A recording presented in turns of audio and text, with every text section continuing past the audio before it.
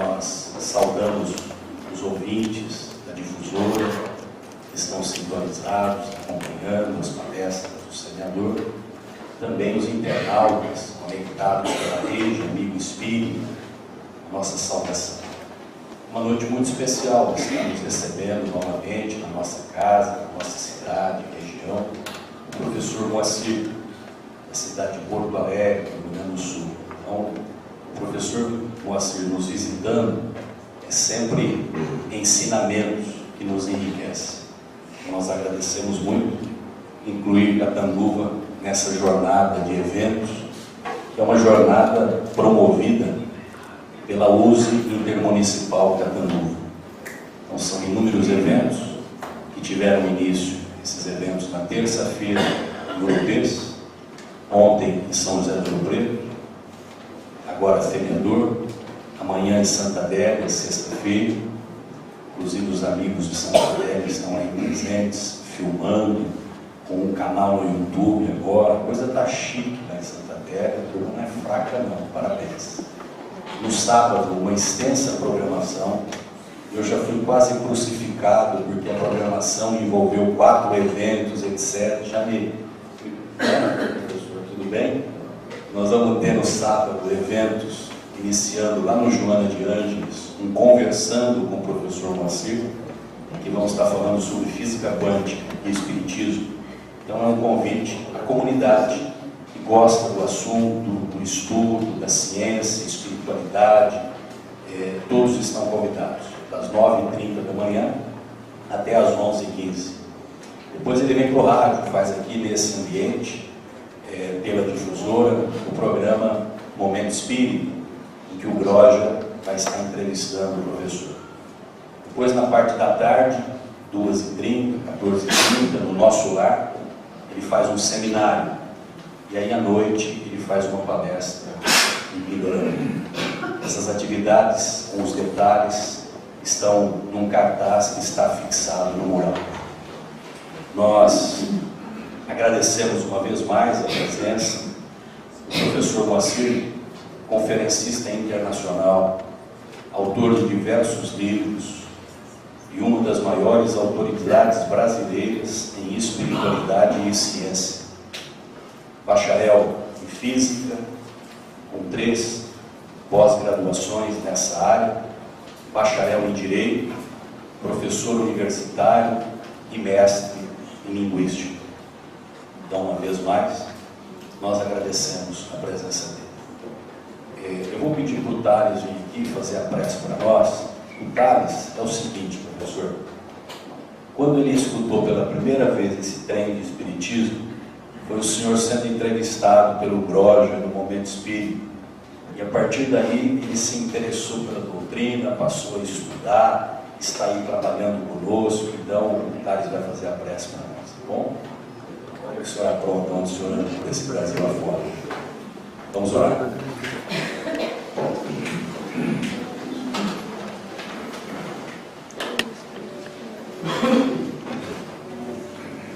Nosso pensamento a Jesus, agradecendo a oportunidade que hoje aqui estamos tendo de juntos com o professor Moacir, aprendermos um pouco mais dessa doutrina que muda a nossa vida, como mudou a minha, e vai mudar cada dia mais a vida de muitas pessoas. Obrigado, Jesus, por esses momentos de tanta valia, de tanto conhecimento que hoje aqui nos proporciona. Agradeço a cada um que aqui está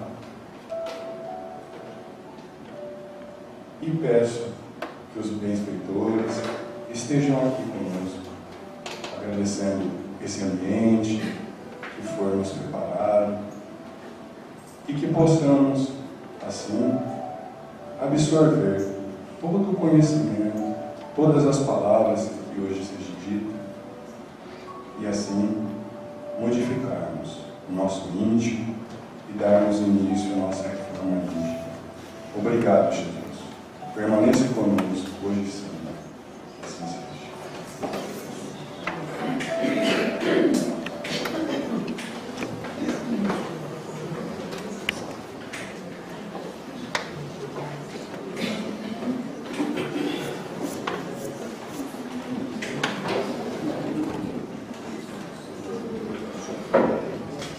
Boa noite a todos.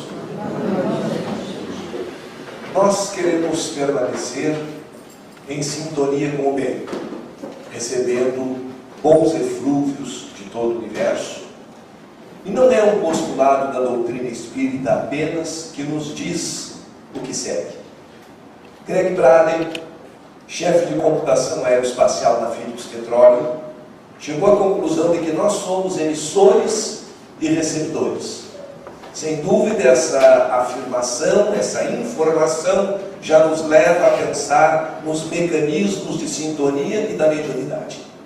E ele diz que nós somos emissores e receptores, mas só captamos naquelas frequências em que somos capazes de vibrar. Quer dizer que o universo está cheio de energias, de radiações, algumas provenientes de causas naturais, outras dos nossos pensamentos, outras dos nossos pensamentos dos irmãos desencarnados. E nós, como participantes do universo, de um mundo em que tudo, numa medida maior ou menor, está interconectado, nós recebemos naquelas mesmas frequências em que vibramos. Cultivar ressentimentos, cultivar ódios, vitimismo, ser incapaz de perdoar ofensas faz muito mal a cada pessoa que, sendo incapaz de se desligar, de se libertar de eventuais ofensas recebidas, não consegue perdoar o outro. E por não conseguir perdoar, se mantém uma sintonia negativa, num planejamento de vingança, e exatamente por isso não se torna receptiva às boas energias. Não é uma questão, como pensavam as religiões tradicionais, de castigo de Deus, como se ele estivesse sempre atento a nos punir por cada pensamento mau e se sentisse profundamente ofendido com isso. É uma questão de lei natural, aquela lei que, segundo o livro dos Espíritos, vem inscrita na nossa própria consciência e que nos faz vibrar de acordo com o nosso estágio evolutivo, de acordo com o nosso estágio emocional. O que significa que nós somos livres para escolher a frequência em que desejamos vibrar. Mas uma vez eleita a frequência em que vamos vibrar, aquela que vamos receber não é mais de nossa livre escolha. Por uma lei natural, nós vamos receber naquela mesma frequência em que estivermos emitindo nossos pensamentos, vivenciando nossas emoções e praticando nossas ações. Por isso, no estudo de perdão, nós devemos começar pelo auto-perdão, nos libertando de uma série de falsas culpas que botaram em nossos ombros e nos fazem sentir muito maus, muito pecadores e como grandes devedores, sempre prontos para pagar através da punição, sem qualquer sentido, aquelas dívidas que pensamos ter. E começamos então fazendo uma comparação entre algumas ideias de Jesus e do filósofo alemão Nietzsche. As pessoas que conhecem ambos vão pensar talvez de início, mas associar Jesus com Nietzsche. Ainda bem que o tema é o perdão, porque esse cara deve começar pedindo perdão para os dois. Mas não é exatamente assim. Na verdade, Nietzsche se proclamou o anticristo, autor da célebre frase "Deus está morto", não combatia propriamente as ideias do cristianismo, redivivas mais adiante através da doutrina espírita. Combatia um cristianismo de acomodações, combatia um cristianismo em que nós deveríamos ser nobres ou humilhados. E como não tínhamos escolha a partir do nosso nascimento, a humilhação era muito bonita, e nós deveríamos nos submeter a toda e qualquer lei, mesmo iníqua, mesmo injusta, porque Deus era o Senhor dos reis. Esse cristianismo de acomodação, que nos obrigava a crer no dogma, no obscurantismo, que nos impedia o raciocínio, é que o filósofo alemão combatia. O Deus que ele dizia estar morto era o Deus da era vitoriana. muito diferente da redenção da imagem de Deus feita pela doutrina espírita, a inteligência suprema. Aquele Deus de uma só raça, aquele Deus de um só povo, aquele Deus cruel, vingativo, que afirmava vingar a culpa dos pais dos filhos até a quinta geração, era naturalmente combatido por Nietzsche, como foi combatido por Jesus.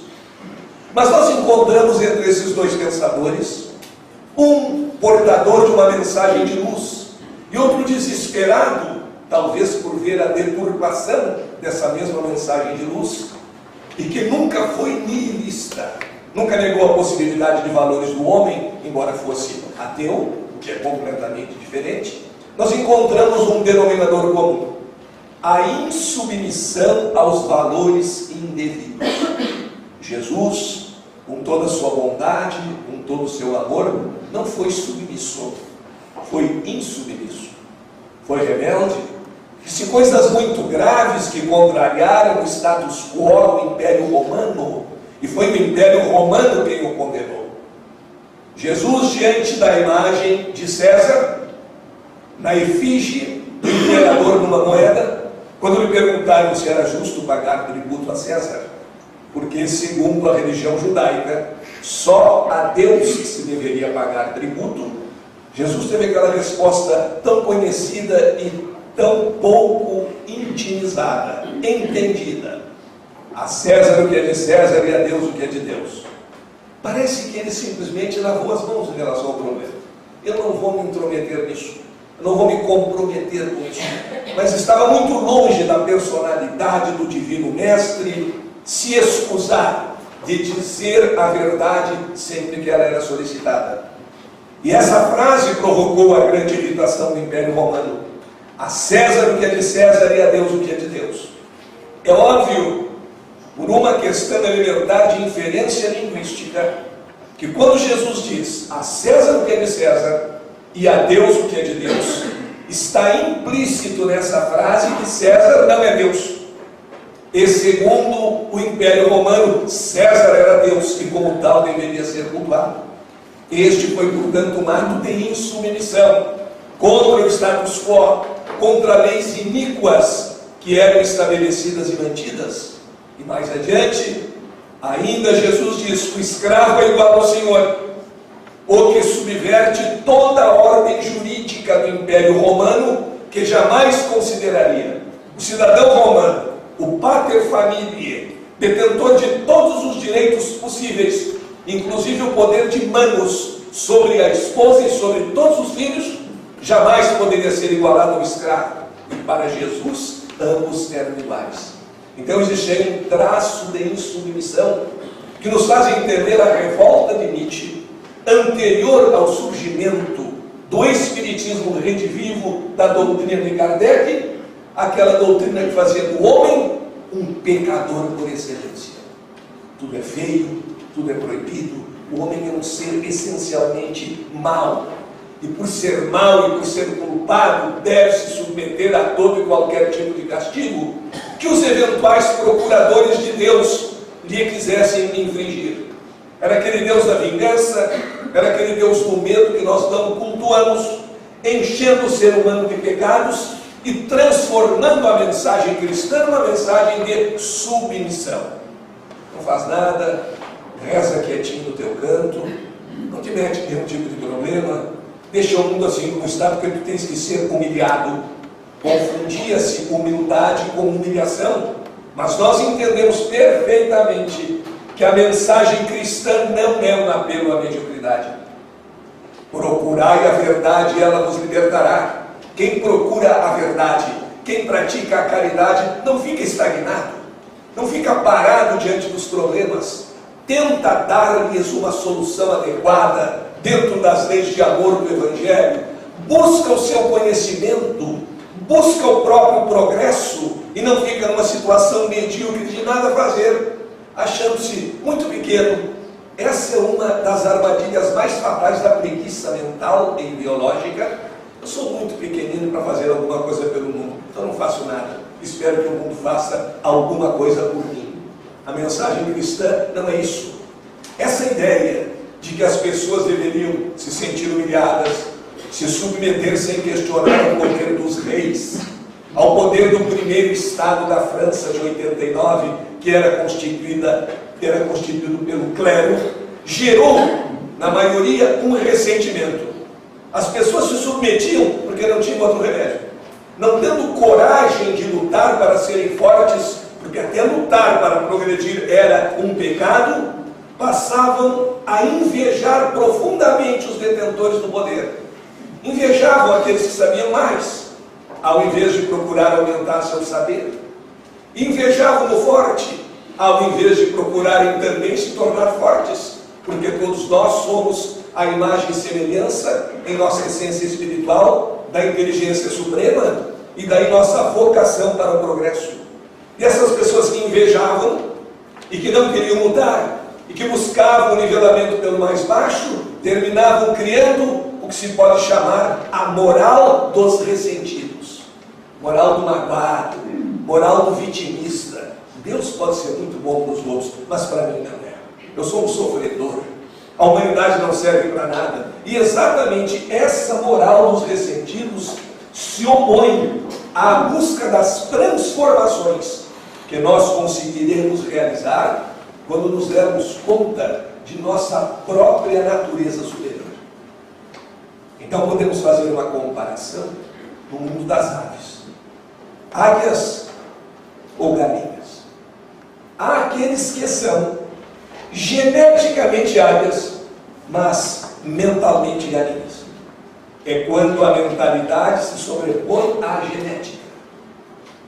Isso gera uma fragilidade e um sentimento de vingança. Vamos imaginar, por exemplo, que um bando de galinhas malvadas, ressentidas, aquelas que nunca tentaram voar, mas acham que voar é feio, sequestrasse alguns filhotinhos de águias.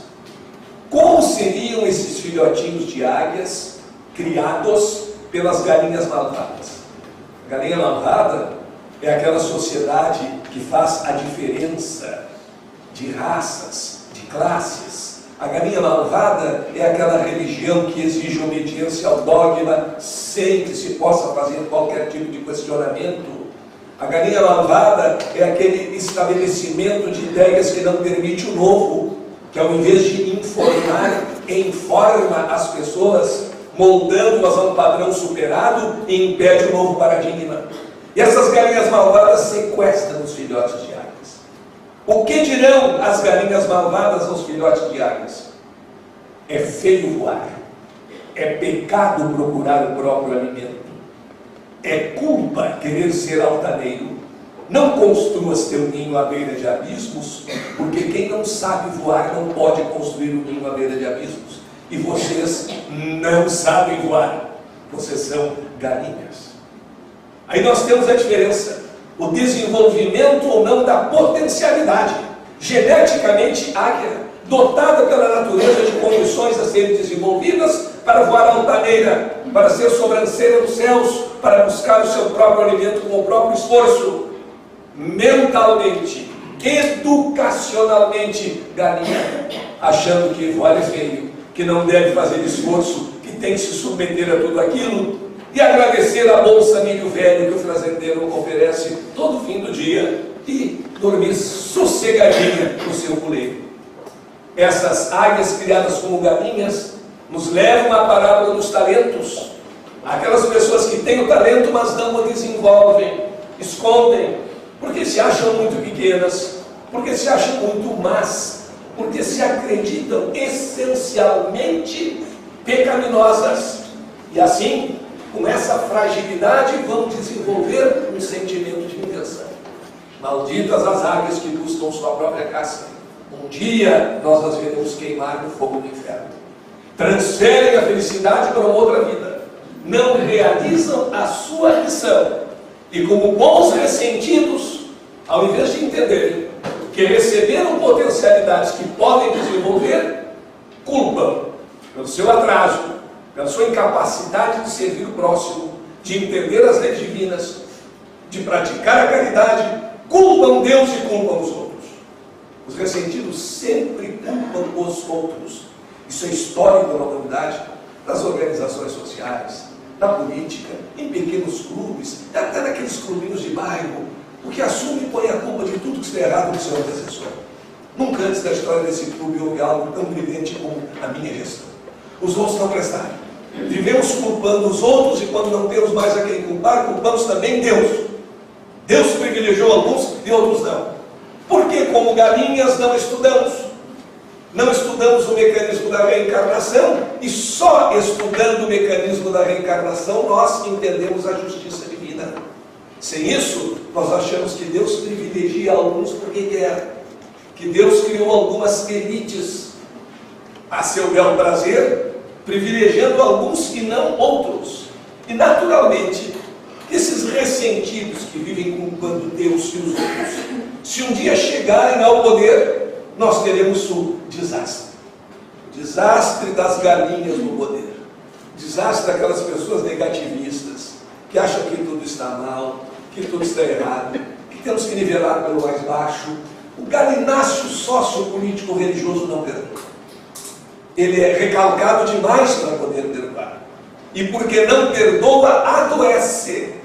Hoje está provado clinicamente que o cultivar ressentimento, o cultivar desejo de vingança e pensamentos de ódio, simplesmente nos adoece, física e psicologicamente.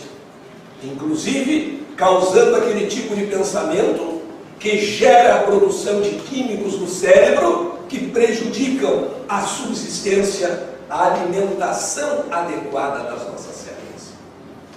Por isso, nós temos que ser rebeldes contra a mediocridade, contra o atraso, contra essa pregação de que não há futuro para o homem. E nós estamos aqui só para sofrer, porque nós estaremos seguindo exatamente a mentalidade do poleiro colocada no poder. O que não podemos fazer, porque daí nós teremos a execração do mérito.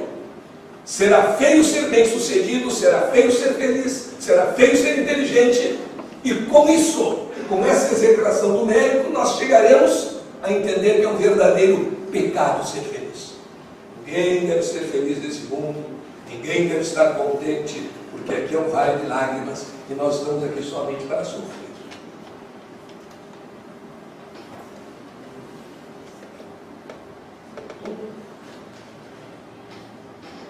Esse é o seguinte.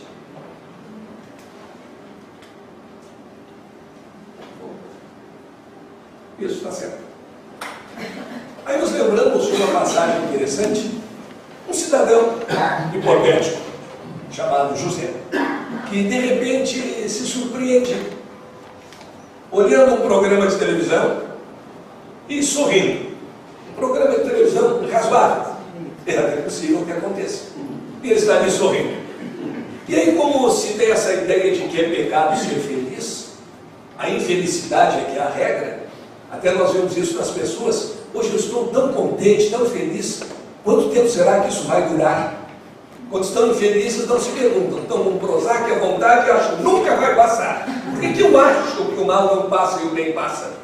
Porque eu fui ensinado, isso está até no inconsciente coletivo, porque é milenar, eu fui ensinado que eu sou um ser mau, que eu sou pecaminoso, então não tem direito ao riso. E a pessoa se pergunta, vocês estão rindo por quê se há tanta desgraça no mundo?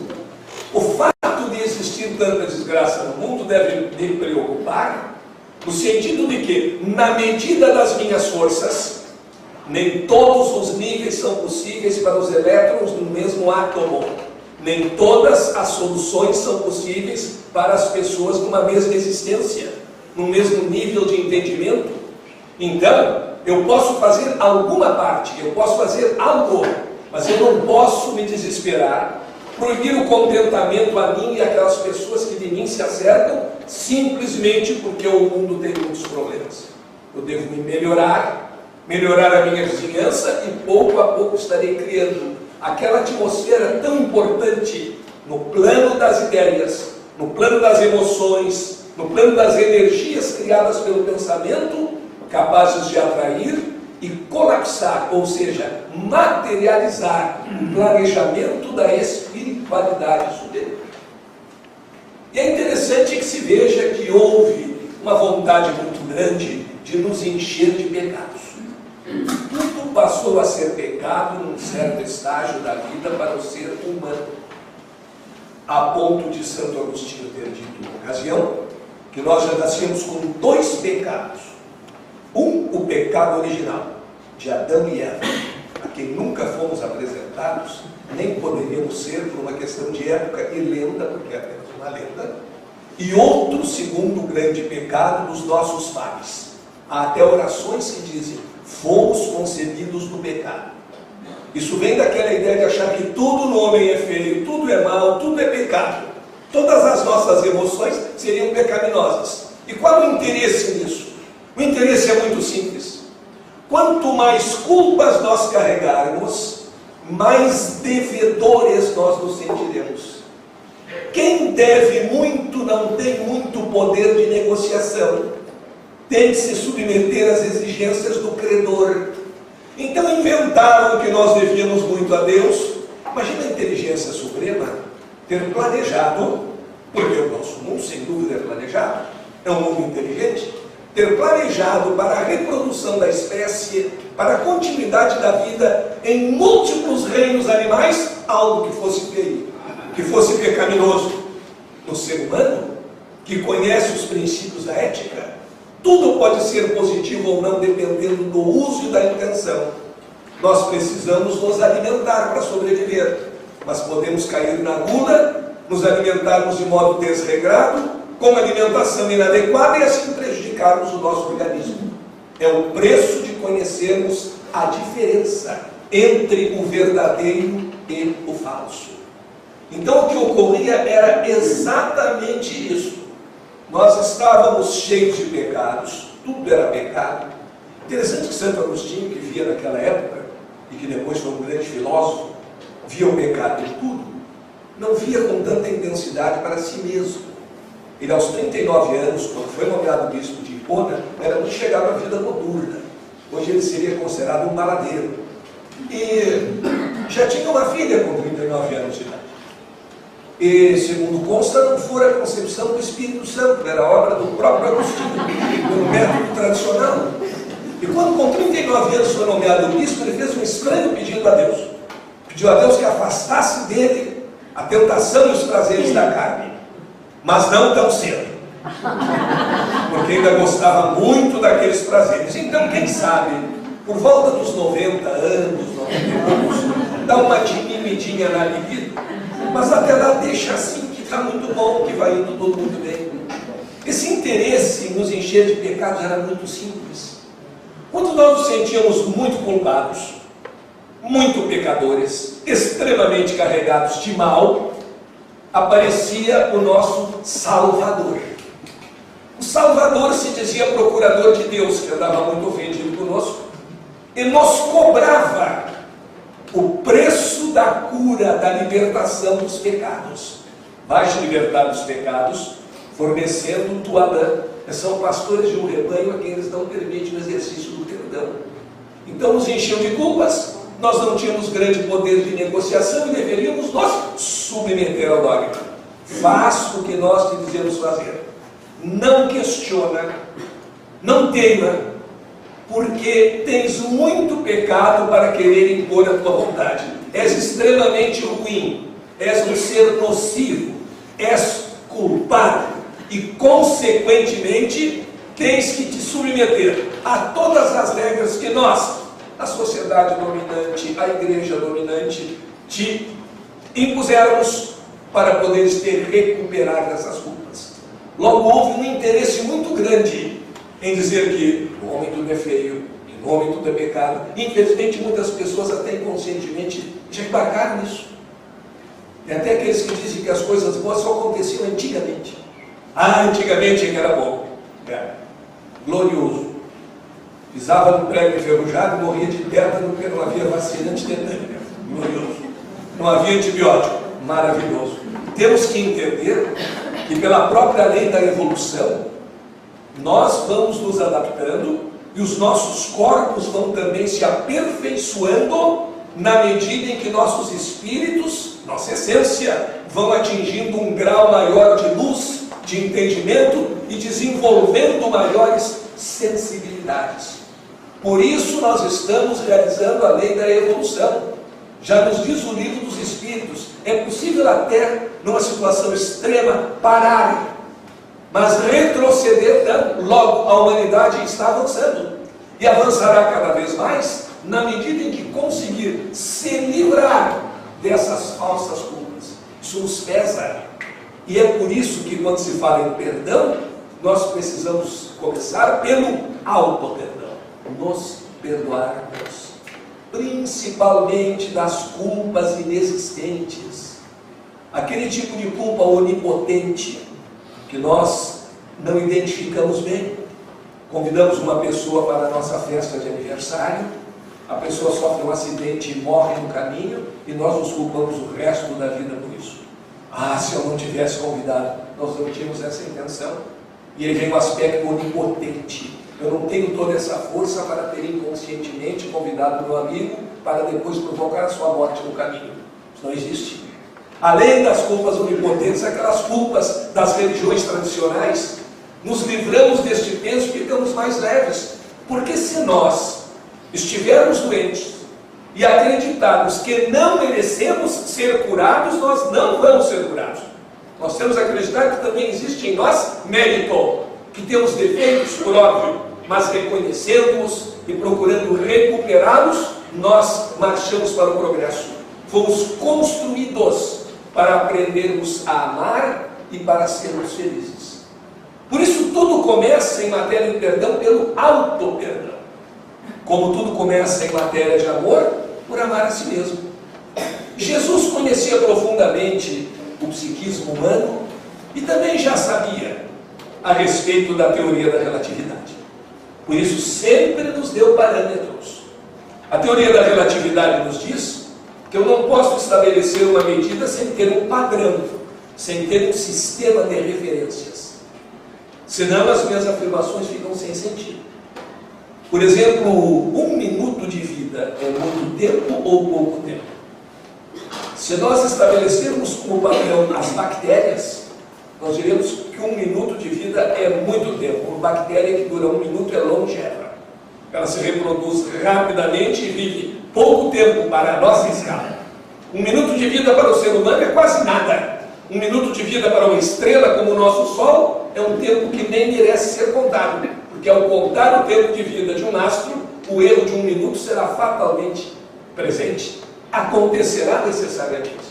Jesus, sabendo dessa ideia, nos deu orientações e nos deu parâmetros. Ele disse: ama teu próximo. Aí as pessoas perguntariam: quanto? Numa escala de 0 a 10. Isso é coisa do ortopedista, quando temos uma dor no ombro, por exemplo. Levanta o braço, dói, dói. Numa escala de 0 a 10, qual é a tua fé? Aí o exagerado, quase histérico, quer dizer que é 100. E o outro com medo de dizer que dói muito, 0,5. Esse padrão não serve, porque é absolutamente subjetivo.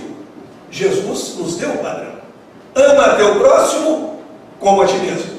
Portanto, primeiro temos que nos perdoar, primeiro temos que nos amar, para conseguirmos amar nosso próximo. Quem não se ama é incapaz de amar o semelhante.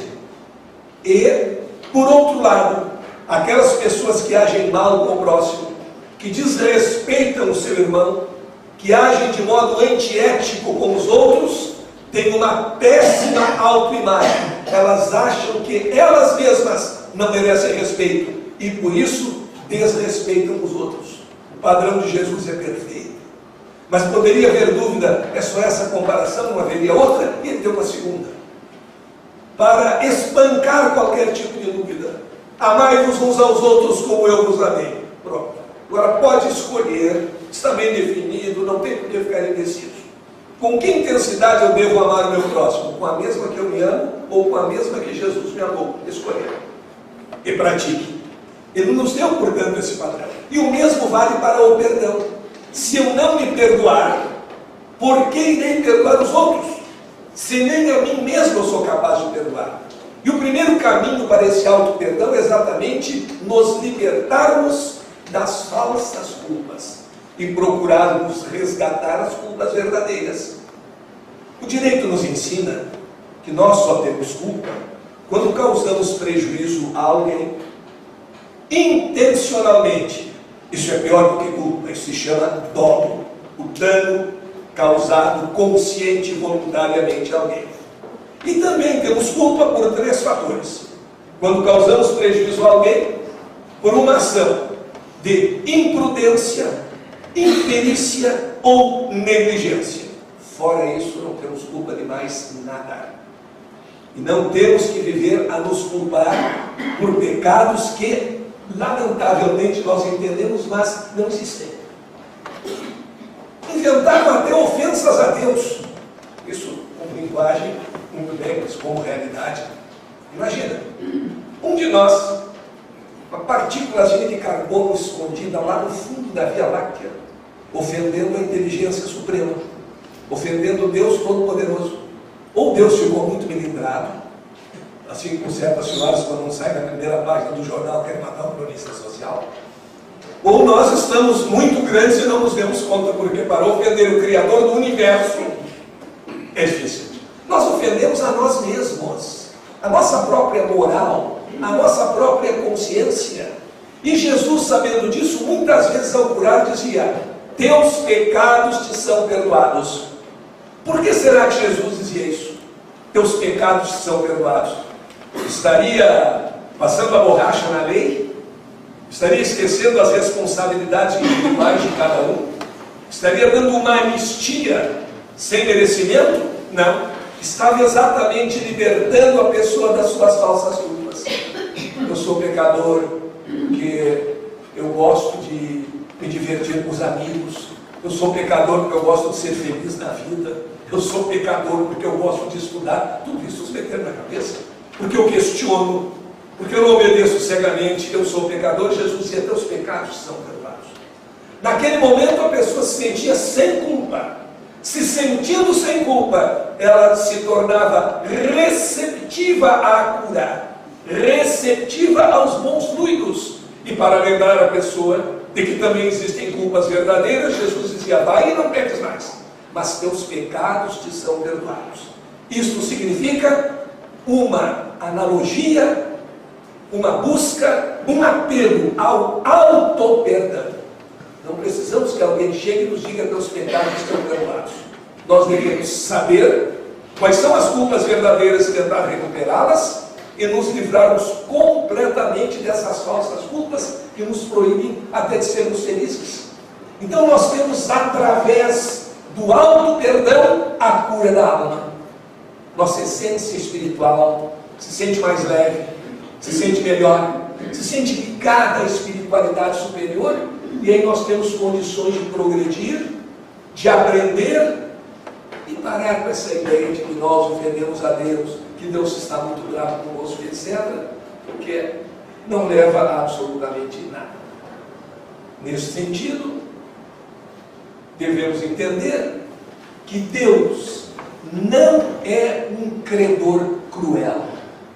No direito antigo, quando o devedor não conseguia pagar toda a sua dívida, o credor adquiria o direito de cortar um pedaço do corpo do devedor.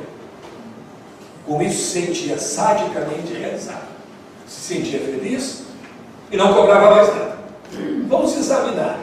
O fato de o credor poder cortar um pedaço do corpo do devedor restituía-lhe o prejuízo econômico? Não. Ele continuava com a mesma perda econômico-financeira que tivera e fora causada pela inadimplência do devedor, mas ficava feliz com isso. Isso é o ensinamento de que podemos ser sadicamente felizes. Um ensinamento equivocado. E será que Deus seria um credor cruel desse tipo? Sente-se ofendido conosco e nos pune com doença, com calamidade, com sofrimento, sem qualquer motivo, apenas você se sentiu zangado com a nossa atitude. Não, ele não é um credor cruel. Ele não mandou o seu filho Jesus até nós para crucificá-lo, já que não podia nos crucificar a todos, vingando-se em outra pessoa dos nossos pecados. Não, ele mandou para nos salvar, para nos ensinar, porque acima de tudo na inteligência suprema há uma manifestação de amor, de compreensão pelo ser humano. E é por isso que nós não cultuamos o Deus da vingança, o Deus do atraso, o Deus do medo. Nós cultuamos a inteligência suprema. Porque com o Deus do atraso, com o Deus do medo, nós colocamos a miséria na consciência dos felizes. Nós dizemos que as pessoas não podem estar felizes porque há muitos problemas no mundo, e colocando a miséria na consciência dos felizes, surgem os falsos pastores. Aqueles pastores de um rebanho a quem não permitem o perdão.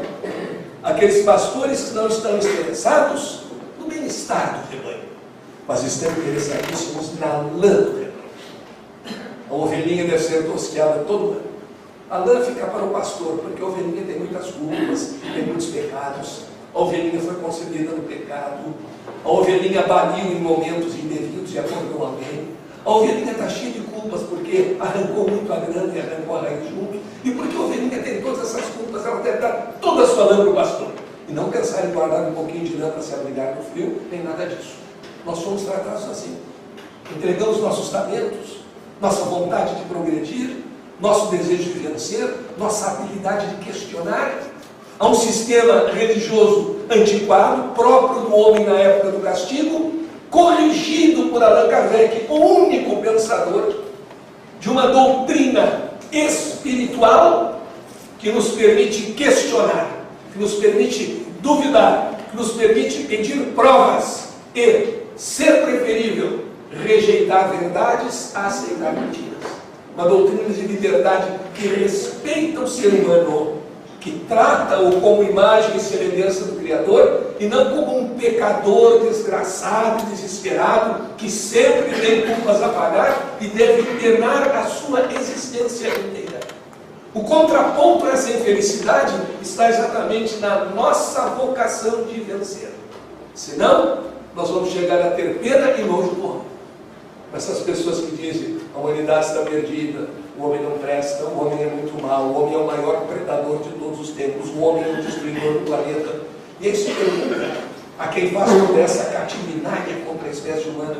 E o amigo está incluído nesse grupo de gente tão malvada e tão imprestável? Ele não vai querer se incluir. Parece que o mundo está dividido entre ele e os outros. É uma crítica falsa e que decorre de nós não entendermos a nossa verdadeira evolução. Nós melhoramos muito. Nós temos leis que dignificam o ser humano, não são usadas em todo o mundo. Há ainda núcleos, ainda enclaves de atraso na humanidade, mas a humanidade como um todo evoluiu, e evoluiu muito, tecnologicamente, cientificamente, legalmente, esteticamente. Nós temos movimentos mais suaves. Nós somos capazes de fazer o que não fazia o nosso ancestral com as mãos, de manipular instrumentos cirúrgicos de alta precisão, raio laser. Nós temos uma motricidade fina, cada vez mais e melhor desenvolvida. Nós estamos muito mais bonitos. A raça humana é uma raça bonita. Alguns lembrarão de algum amigo muito feio, mas é exceção, a estatística é boa. A média é muito boa. Tanto que nós não podemos nos comparar com os nossos seres primitivos. O homem de Java, o Pithecanthropus erectus, o Neandertal, mão arrastando lá no tornozelo, praticamente curvado, muito diferente de nós, a nossa postura, uma postura mais bonita. Nós melhoramos e melhoramos muito, inclusive nesse setor. Imagine nossa querida ancestral, Lucy, com cerca de 1,5 metros de altura, correndo pelas savanas do deserto, coberta inteiramente de pelos da cabeça aos pés. A Gisele Bündchen não é mais bonita. Não houve uma melhora estética, inclusive, no ser humano. Então, isso, olhar as nossas qualidades positivas e desenvolvê-las. Saber que não somos perfeitos, mas que estamos melhorando. Esse é um detalhe de consciência muito importante. E para melhorar, eu tenho que me perdoar. Enquanto eu me achar cheio de pecados, enquanto eu achar que estou doente por uma razão kármica e pedir por favor que não rezem por mim porque eu quero pagar essa conta de uma vez, eu não estou entendendo que há muitas maneiras de resgatarmos, não sendo a dor a única delas. Nos entenderemos melhor e conseguiremos realizar o nosso objetivo. E às vezes é muito importante termos esse objetivo e realizá-lo. Existe a história de um padre e de um taxista. O padre, todos os domingos, fazia seu sermão das 8 às 10 da manhã, as pessoas escutavam, ele falava de Jesus, do Evangelho. E o taxista era o anticivilizado do trânsito. Dirigia fazendo S, xingava todo mundo, os passageiros ficavam apavorados, desrespeitava o sinal. E os dois morrem. E estranhamente, o padre vai para o inferno e o taxista vai para o céu. Aí o padre quis uma explicação. Eu mereço uma entrevista com o chefe ou o emissário dele para saber o porquê dessa situação. E nós andamos sempre nos comparando com os outros. E recebeu a explicação. A explicação foi a seguinte: nós agora no céu adotamos um pragmatismo, ou seja, adotamos uma política de resultados. Quando o senhor fazia o seu sermão, nos domingos pela manhã, todos dormiam. E quando ele dirigia, todo mundo chamava por mim. Ele aproximou mais as pessoas de mim do que a sua pregação. E fica por isso. Assim também, em muitas situações da vida, você tem que ser pragmático e objetivista.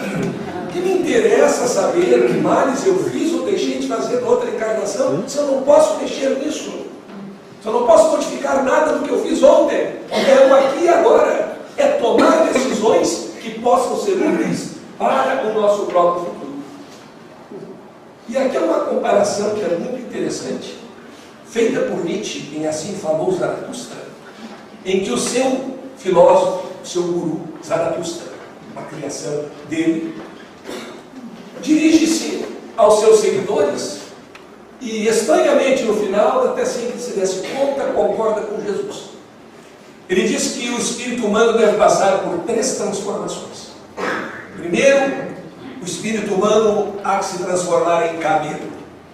E o camelo representa a força submissa. A força a serviço não se sabe de quê.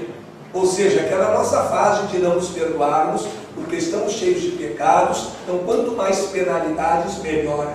Quanto mais peso, melhor. O camelo de Zaratustra, ele se põe de joelhos para receber a carga em seu dorso. E se pudesse, perguntaria a seus heróis e a seus deuses: ó heróis, ó deuses, quanta carga eu posso suportar? Põe mais carga, porque eu mereço. Eu vim aqui para carregar peso, não sei porquê nem para quê, mas eu serei bem sucedido se eu carregar muito peso. Saio com aquele peso pelo deserto, e quem sabe quantas encarnações vivemos assim, nos queixando, nos penalizando, mais carga, mais sofrimento, por favor. E aí, há que haver uma segunda transformação do espírito humano. O camelo tem que se transformar em leão. O leão não concorda com aquela carga em seu dorso. O leão se sacode, deita à areia aquela carga e sai em busca do seu próprio caminho, o construtor do seu destino.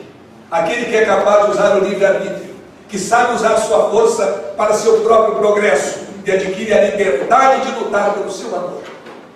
E quando o camelo se transforma em leão e parte em busca da construção do seu próprio caminho, à frente do leão surge um dragão enorme, uma besta monstruosa, cheia de escamas douradas, e em cada escama está escrito: tu deves. Ou seja, tu tens culpas, tu tens pecados, tu não podes te perdoar. E o leão, agora não mais submisso como o camelo, responde: eu quero. O monstro diz: tu deves, tu és culpado, toda a lei e toda a moral estão escritas em mim, não podes criar nada de novo. E o leão responde: eu quero. No embate, o leão vence o dragão e prossegue na busca do seu caminho, na busca de novos horizontes. Mas há que sofrer o leão uma outra transformação. A terceira transformação do espírito: o leão deverá se transformar em criança. Ele se pergunta: mas o que pode fazer uma criança que o leão não pode fazer? E Zaratustra responde: a criança representa inocência e recomeço. E terá na sua memória que já foi camelo, portanto tem força para carregar peso, para suportar desafios e não castigos da vida, se for necessário. Que tem a agilidade, a bravura do leão para buscar o seu próprio caminho e construir novos horizontes. E que é capaz de recomeçar. Isso não é outra coisa senão uma imagem da reencarnação. ser criança outra vez, ter uma vida inteira pela frente, aquela negatividade do adulto. O adulto, com o tempo, vai deixando de acreditar em muitas coisas. A criança transforma, não ensina, ela acha que tudo é possível. Ela acha que o seu amiguinho está dizendo a verdade, que isso não só é possível, como também é provável, porque ela diz a verdade ao seu amiguinho. Algumas trazem muito da herança do camelo. Os espíritos nascem com uma determinada conformação, com uma determinada carga, com uma determinada memória de suas existências, mas a possibilidade de ser outra vez criança é fundamental. E o que disse Jesus? Se não vos tornardes como as crianças, não entrareis na casa do meu Pai.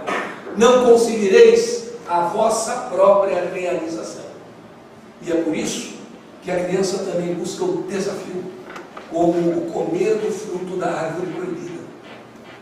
Ainda bem que Adão, segundo a lenda podemos interpretar de diferentes maneiras. Ainda bem que Adão, a convite de Eva, que a mulher sempre foi mais corajosa e mais curiosa, comeu o fruto da árvore proibida. Porque o que significa comer o fruto da árvore do bem e do mal? Quem come do fruto da árvore do bem e do mal, fica sabendo a diferença entre o bem e o mal. Então o homem poderia viver no paraíso numa espécie de vida intrauterina, em que tudo estava pronto e ele nada decidia. Ou como um animal qualquer, que age por instinto, mas não sabe a diferença entre o bem e o mal. Quando comeu do fruto da árvore do bem e do mal, ficou sabendo que algumas coisas estão corretas e outras não estão corretas. E o que nasceu a partir do comer desse fruto? A ética. Aquele capítulo maravilhoso da filosofia, que nos ensina a moral, que nos ensina que nós, diferente dos animais, temos consciência do bem e do mal. Que se para um leão devorar uma ovelha ou uma criança dá na mesma, para nós, não. Então foi muito bom que eu não tivesse comido a maçã. Saindo daquele conformismo, Deus estava brincando de bravo com ele. Se não come daquele fruto, para ver se o homem era curioso. Depois não comprava de novo, olha, agora vai esgar o pão com o suor do teu rosto. Ainda bem que não é com o suor do rosto dos outros. Ali se comeu do fruto da árvore do bem e do mal. Por isso é que a maçã é uma fruta bendita e não maldita. Os que não interpretam bem a história põem a maçã como presente de bruxa. Mas há um ditado em inglês que diz: Anápola tem que não é. Uma maçã por dia mantém o médico sempre longe. A maçã faz bem. E foi graças a uma maçã que caiu na cabeça do Newton que ele descobriu a lei da gravidade. Então vamos distribuir caixas de maçãs em Brasília, de modo particular, para que as pessoas comem uma maçã, fiquem sabendo que existe diferença entre o bem e o mal. E é por isso que muitos têm medo da maçã, têm medo do conhecimento, têm medo da verdade que liberta. Porque no momento em que eu tenho consciência, eu tenho responsabilidade pelos meus atos. E comendo da árvore do bem e do mal, se desenvolveu a consciência ética e se elevou o nível de consciência. Aí nós partimos então para a busca do bem. Diminuir a convivência como negativo. Não viver tomando conhecimento somente das coisas negativas que acontecem. Elas são mais notícia, mas também existem coisas boas. Houve uma Adolf Hitler e também uma Madre Teresa de Calcutá. O homem tem essa escolha e tem consciência do bem e do mal e por isso é responsável pelas suas escolhas. E não partir daquela ideia, se eu sou ruim, todos deveriam ser. Isso é a moral do ressentido, a moral do recalcado. E todo recalcado, quando chega ao poder, é totalitarista. Ele não permite ser contrariado, porque ele se acha proprietário da verdade absoluta. Por isso, na yoga nós somos ensinados de que o importante é não causar sofrimento aos outros. Que o importante é produzir o bem e não combater o mal. Nós muitas vezes pensamos equivocadamente, isso causou transtornos na nossa civilização. Os inquisidores, por exemplo, pensavam, ou diziam pensar, que deveriam combater o mal. Mas o mal é uma entidade abstrata. Como é que nós vamos combater uma entidade abstrata? Então vamos substituir. Ao invés de combater o mal, vamos combater os maus. Quem são os maus? Aqueles que não pensam como os inquisidores pensavam. Então, a pretexto de combater o mal, se matava aquele que era considerado mal, e aí sim estávamos fazendo mal para todos, para a humanidade em geral, e principalmente o que será feito em nome de Jesus. Então tudo é não causar sofrimento e entender também que nem tudo na vida é racional. principalmente no mundo das emoções. Nós temos que seguir muitas vezes aquela nossa vocação interna, aquela nossa intuição para praticarmos o bem. Uma pessoa está sentada embaixo de uma árvore frondosa, fazendo um piquenique, e cai uma serpente no seu colo. A pessoa vai analisar, vai racionalizar. Por que será que essa serpente caiu aqui? Quem sabe tem alguma culpa com a serpente em alguma vida anterior? Será que essa serpente é venenosa? E sendo ou não sendo venenosa, será que tem intenção de me picar?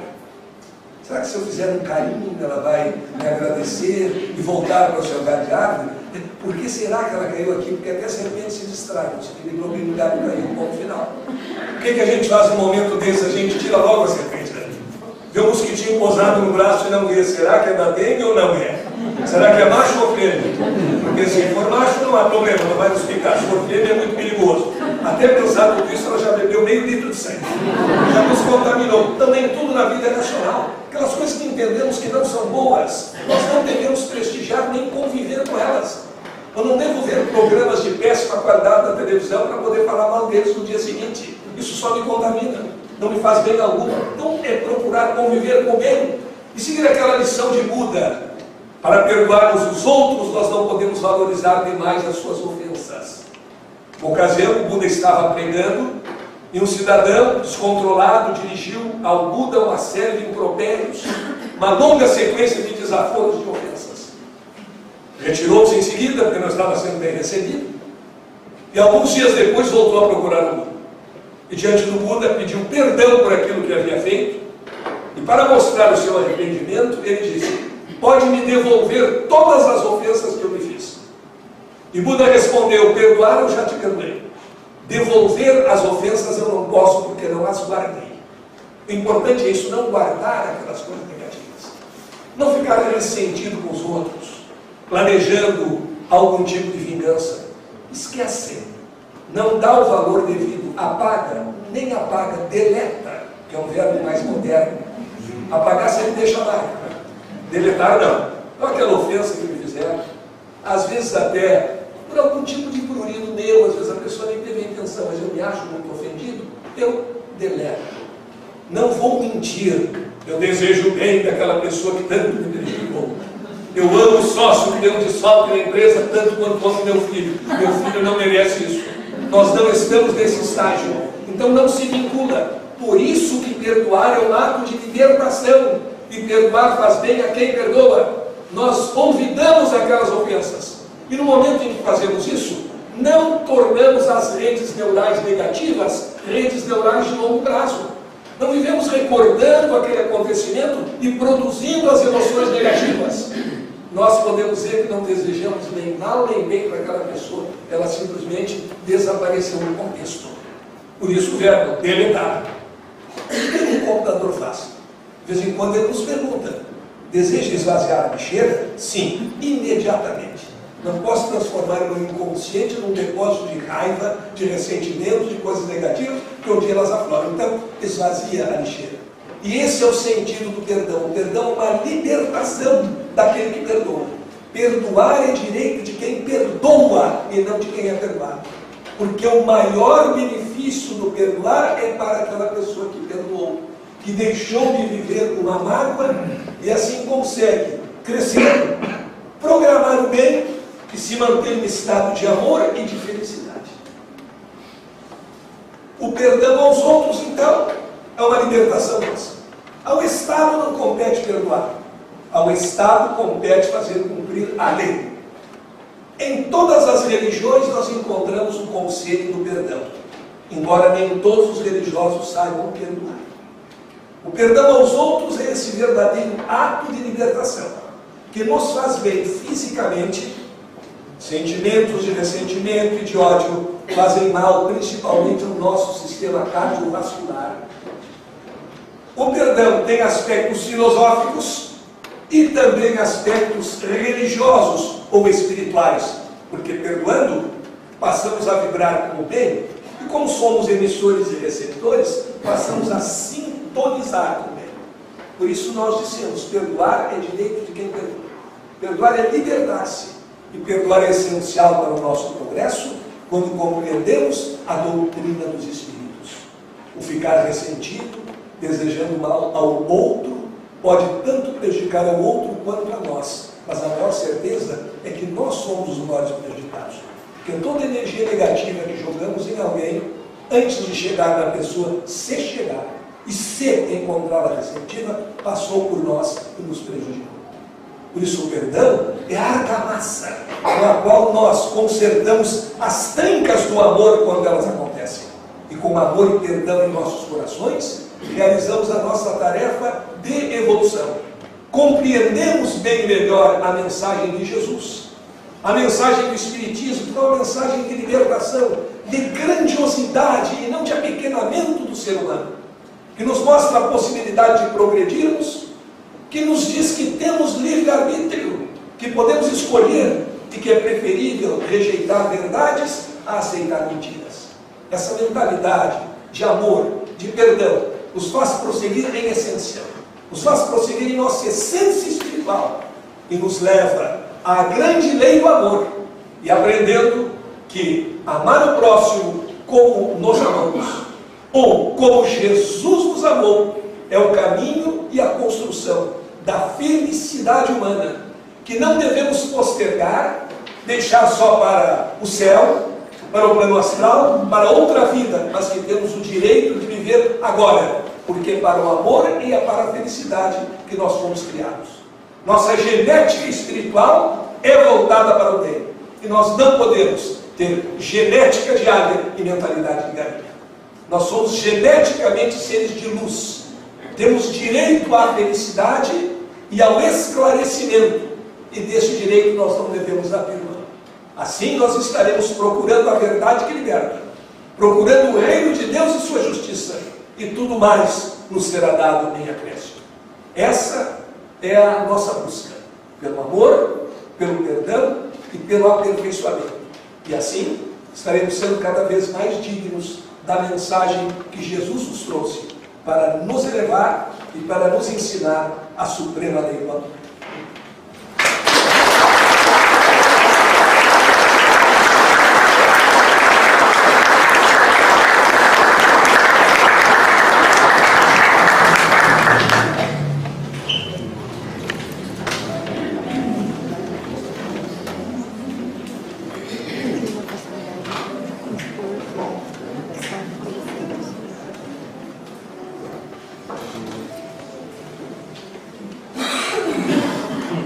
Passar a segunda etapa dos nossos trabalhos, nos manter em oração, nos preparando para os passos.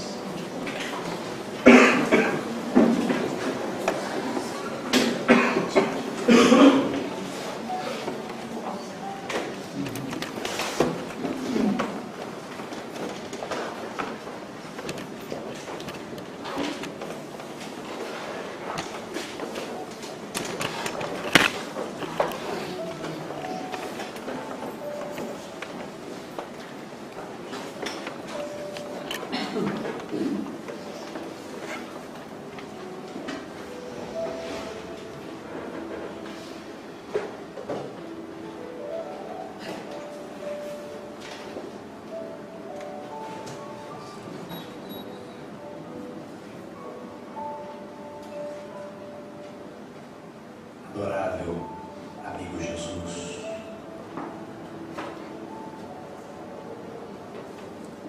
agradecemos, Senhor, por esta noite tão especial às nossas almas, a oportunidade de aprender, refletir com os ensinamentos que o nosso querido professor Moacir compartilhou conosco, nos enriquece espiritualmente. E somos gratos, Senhor, por este momento de paz, harmonia, que nos envolve na fraternidade, no afeto, e que nos sentimos fortalecidos, motivados, incentivados a dar o nosso melhor nessa existência abençoada que desfrutamos. O entendimento à noite sobre a importância do perdão, ampliando o nosso entendimento, esclarecendo, nos auxiliando. Que o nosso querido professor Moacir continue sendo abençoado, protegido, amparado pela espiritualidade amiga, para que prossiga semeando o conhecimento e estimulando tantos corações. Envolvemos nas melhores vibrações a esposa Lúcia, querida Lúcia, que não pôde acompanhá-lo nesse ciclo de eventos, pelos compromissos profissionais em Porto Alegre, mas que receba as nossas vibrações de amor, de carinho, de gratidão. Nos beneficiamos nestes momentos pelas energias benfazejas, pelos recursos da espiritualidade, por meio dos passes. Enquanto nos beneficiamos, nós também dirigimos os nossos pensamentos, estas boas energias, fazendo chegar aos corações queridos que não estão conosco na noite. O familiar amado, o companheiro de trabalho, pessoas que vibramos, envolvemos com carinho nas boas energias. Alguém que se encontra acamado, as nossas vibrações de saúde, de força, de fé. Quando oramos, como fazemos na noite, nos sentimos em paz, nos sentimos bem, e nós queremos vibrar de uma maneira muito especial com os melhores sentimentos em favor de um amigo querido, companheiro de ideal, trabalhador da seara espírita por tantas décadas, criatura que sempre representou a ponderação, a calma, a tranquilidade. Vibramos pelo amigo Dr. Atílio Frias Cipriano. Nos despedimos e nós o envolvemos nas melhores vibrações. A comunidade espírita, pelo trabalho de tantas décadas, a comunidade médica, alunos, estudantes, pacientes, que o nosso querido Dr. Atílio, amparado pelos benfeitores, possa se readaptar rapidamente na espiritualidade. Envolvemos este companheiro com o que temos de melhor, e estas vibrações são extensivas aos familiares queridos.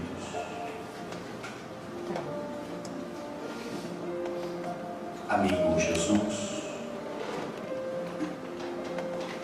nesta oportunidade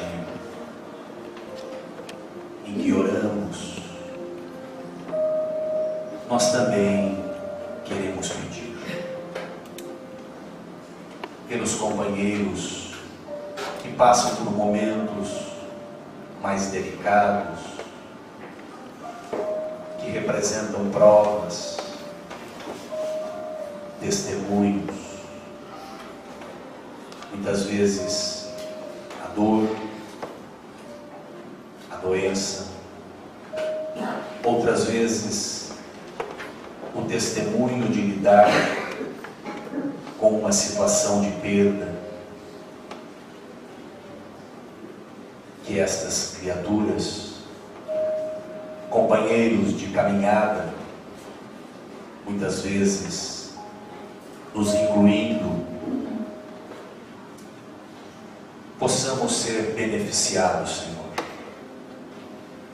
pelo amparo amigo da espiritualidade, do nosso anjo da guarda, esse espírito tão dileto às nossas almas, que nos envolve, que nos protege, que está lado a lado, nos apontando os melhores caminhos, sugerindo as melhores ideias. Somos gratos. E ao concluir as nossas tarefas nesta noite, nos relembramos do nosso querido Chico Xavier, este amigo tão doce, tão especial. Este mês em que no dia 30 que se aproxima, relembramos os 14 anos de despedida. Chico, receba a nossa gratidão pelo legado que nos deixou, pelo ser humano tão especial que és, pelos exemplos tão ricos que norteiam as nossas vidas. Amigos, benfeitores, a nossa gratidão. Amigo Jesus, permaneça conosco, hoje e sempre. Que assim seja.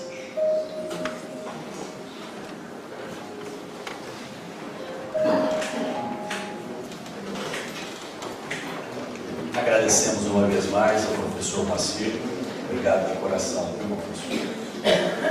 O professor vai, depois dos recadinhos ligeiros, escolher 2 números para que possa ser presenteados com um dos livros do professor, Amor, a Arte de Viver, uma visão quântica, psicológica e espiritual. E o mais recente trabalho, motivo da palestra, tema da palestra, Perdão e Crônicas para uma Vida Plena. Os outros produtos são 6 livros do professor que estão expostos ali para que os amigos possam apreciar, conhecer. Ele permanecerá para o abraço, o bate-papo fraterno e, eventualmente, os companheiros que desejarem para um autógrafo, uma recordação. Lembramos que hoje, excepcionalmente, nós não temos o trabalho das massas, que habitualmente a instituição promove. Na próxima semana, nós teremos conosco o Reginaldo Córdoba. Reginaldo é da cidade de Matão. Ele nos visitará. O tema da palestra, Alegria de Viver. Reginaldo anualmente está conosco. Ele é um conferencista profissional, mágico. Em cada oportunidade que ele nos visita, ele sempre nos encanta com muitos aprendizados. Todos estão convidados na próxima quinta-feira. A instituição, como realiza periodicamente campanhas, e dentre estas campanhas, visando verbas para a manutenção das atividades, nós fazemos o Festival das Pizzas. Então, o Festival das Pizzas acontecerá agora no mês de julho. E hoje nós estamos iniciando a distribuição das adesões. Os amigos que habitualmente nos ajudam nessa empreitada, terminando aqui, por gentileza, procurem o Groja na sala ao lado, ele tem lá algumas adesões para que os colegas possam levar, e até determinada data, se eventualmente tiver dificuldade em vender, podem devolver. Okay? Óbvio que a gente sempre espera que vendam e peguem mais. E aqueles que eventualmente não contribuem para a venda das adesões, mas têm interesse em adquirir de forma avulsa algumas pizzas, poderão também se informar com os companheiros. Okay? A USE e o Semeador lançou recentemente no Facebook a sua página. Os amigos que ainda não fizeram, ao acessar a página Semeador Catanduva ou USE Intermunicipal Catanduva, lembrem de curtir para estarem sendo informados com as notícias do movimento espírita. Bem, os recados são esses. Vai ser servido ali, acredito que um suquinho, é isso, e o professor escolhe, por gentileza, 2 números para nós, até 115. 36, 36. Está aí no salão, ou aqui fora, número 36. Mais um, professor. 97.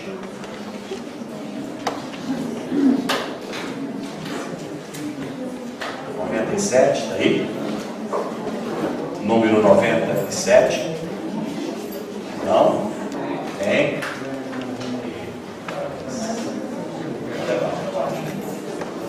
Uma ótima noite a todos. Muito obrigado pela presença.